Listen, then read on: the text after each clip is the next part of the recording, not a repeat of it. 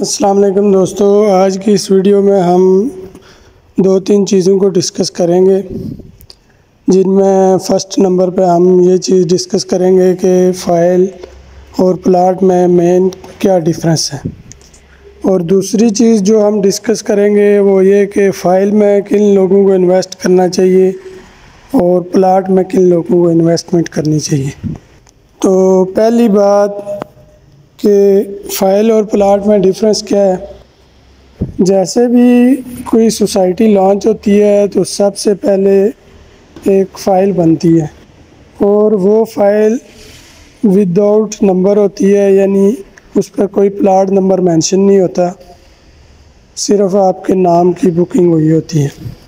फिर कुछ टाइम गुज़रने के बाद जब कुछ स्पेसिफ़िक इंस्टॉलमेंट उसमें जमा हो जाती हैं, उसके बाद बेल्टिंग होती है और बेल्टिंग के बाद एक नंबर अलाट किया जाता है, प्लाट नंबर। लेकिन ये बात ज़रूरी नहीं है कि जो प्लाट नंबर अलाट किया गया है वो मौके पे जगह सोसाइटी के पास कब्ज़े में है या नहीं है। ये भी हो सकता है कि जो आपको प्लाट नंबर अलाट किया गया है उस प्लाट पे घर बना हो, कोई मकान हो, कोई गाँव के घर बने हों उस एरिए में, या कोई फसल लगी हो, और यह भी मुमकिन है कि वो सोसाइटी के कब्ज़े में हो। तो यानी कि प्लाट नंबर लगने से ये चीज़ क्लियर नहीं होती कि सोसाइटी के पास इसका कब्ज़ा है या नहीं है। तो ये अभी तक ये फ़ाइल ही रहेगी, ये प्लाट नहीं बनेगा। जब तक मौके पे मौजूद नहीं है तब तक ये फ़ाइल ही रहेगी। जब मौके पे मौजूद हो जाएगा, सोसाइटी के पास कब्ज़ा आ जाएगा, उसकी कटिंग हो जाएगी, उसको एक प्लाट की शक्ल बना दी जाएगी, उसके बाद हम इसको प्रॉपर प्लाट कह सकते हैं। यानी जिस पे आप अपना घर बना सकते हैं, सिर्फ उसी को हम प्लाट कह सकते हैं। उससे पहले इसको हम फ़ाइल ही कहेंगे। अब हम आते हैं दूसरी बात पे कि हमें फ़ाइल में इन्वेस्टमेंट करना चाहिए या नहीं करना चाहिए, किन लोगों को फ़ाइल्स में इन्वेस्टमेंट करनी चाहिए। तो मेरा मौजूदा हालात और मार्केट के एतबार से यही लोगों के लिए मशवरा है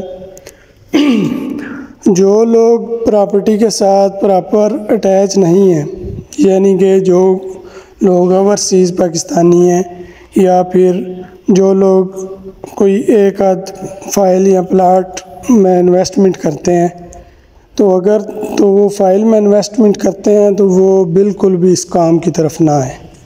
अगर उनके जहन में है कि 2-3 साल की इन्वेस्टमेंट है तो वो इस काम में बिल्कुल फ़ाइल के काम में इंटर ना हों, क्योंकि फ़ाइल का काम वही लोग कर सकते हैं जो कि इस काम के साथ बाकायदा तौर पर अटैच हैं, जिनको आए रोज़ ये पता है कि आज सोसाइटी में क्या रेट चल रहा है, आज रेट अप है, आज रेट डाउन है।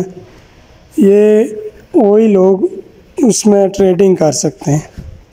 और जो लोग 8-10 साल तक लॉन्ग टर्म के लिए सोचते हैं वो फ़ाइल में इन्वेस्टमेंट करें। और जो लोग बिल्कुल ही इस प्रॉपर्टी के काम से बिल्कुल उनको आगाही नहीं है, अवेयरनेस नहीं है, वो फ़ाइल की तरफ तो बिल्कुल भी ना जाएं। ये फ़ाइलों का काम बेसिकली एक सट्टा ही कह सकते हैं आप। जैसे कभी रेट ऊपर हो गया, कभी डाउन हो गया, कभी फिर अगर तो आप प्रॉपर ट्रेडिंग वाले हैं फिर तो आपको इस चीज़ से इशू नहीं होगा, क्योंकि आप ऊपर नीचे करके फ़ाइल बेच देते हैं। लेकिन आप अगर प्रॉपर ट्रेडिंग वाले नहीं हैं, कोई एक आध चीज़ लेने वाले हैं, तो फिर आप कोशिश करेंगे फ़ाइल की तरफ ना जाएं, प्लाट में इन्वेस्टमेंट करें जो मौके पे क्लियर हो, मौके पे मौजूद हो।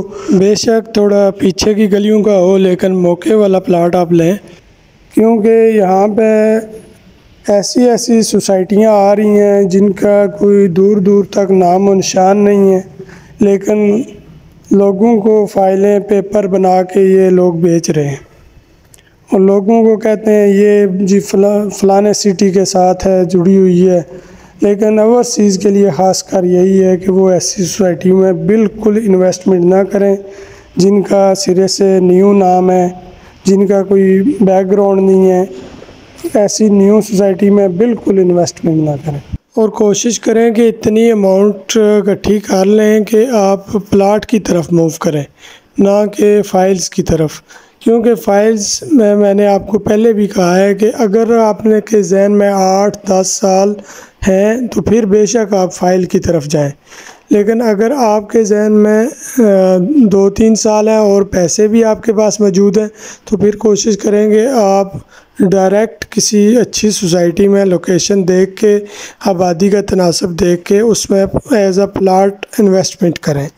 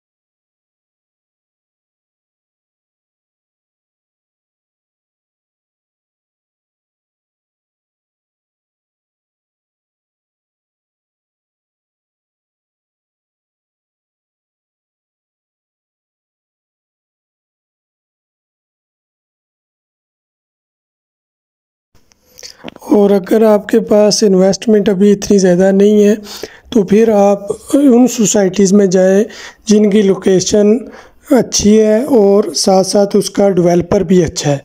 फिर इस चीज़ का आप रिस्क लें कि इन सोसाइटीज़ में कम से कम कुछ आने वाले 5 से 10 सालों में आबादी आ सकती है। इस चीज़ को नज़र रखते हुए फिर आप इन सोसाइटीज़ में इन्वेस्टमेंट करें।